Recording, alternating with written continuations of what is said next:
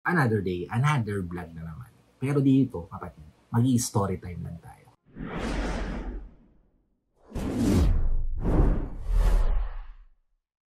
Alam niyo kasi nowadays, kapatid, maraming tao yung mas iniisip nila yung mga bagay na sasabihin sa kanila ng mga tao sa paligid nila.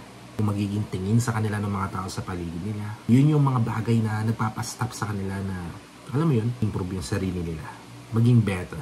Gusto ko lang ipaalam sa inyo, kapatid. Ako rin mismo, dumating ako sa sitwasyon na ganyan. Share ko lang, no?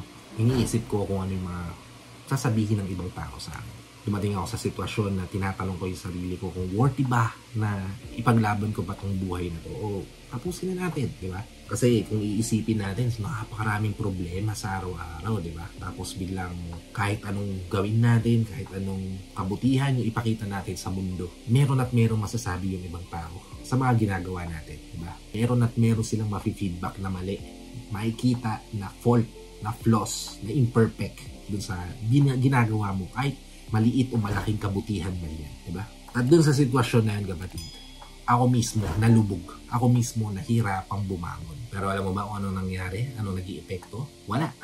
The world keeps spinning around. Na parang wala ako. Na hindi ako belong. Na parang isang maliit na fragment lang ako sa mundong to, diba? Na insignificant ako. Diba?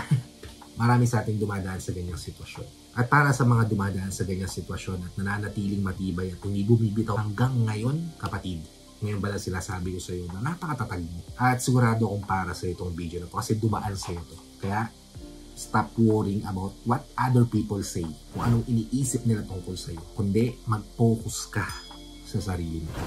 Yun ang ginawa ko, kapatid. Nag-focus ako sa sarili ko. Wala akong pakialam sa mundo na. Hinanap ko yung bagay na magpapasaya sa akin. Magpapakontented sa puso ko. Magpapakalma sa isipan. Yung magbibigay sa akin ng free na soul at peace na soul. Diba? Lagi mong tatandaan na you are your biggest commitment. So, kailangan mo talagang mahalin yung mga imperfections mo, yung flaws mo, yung awkwardness mo, yung weirdness mo. Diba? At syempre, yung kahinaan mo.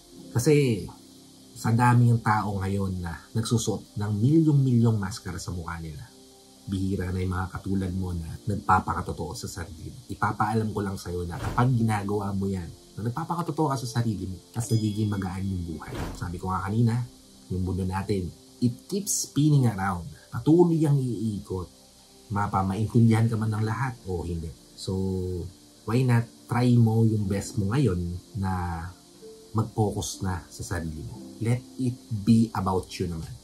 Stop thinking about others. Labas mo yung voice na kailangan mo ilabas sa sarili mo. This time around, make sure this page will be full of your stories. Kaya stay strong and be true to you. God bless you. Ingat kayo palagi. Peace.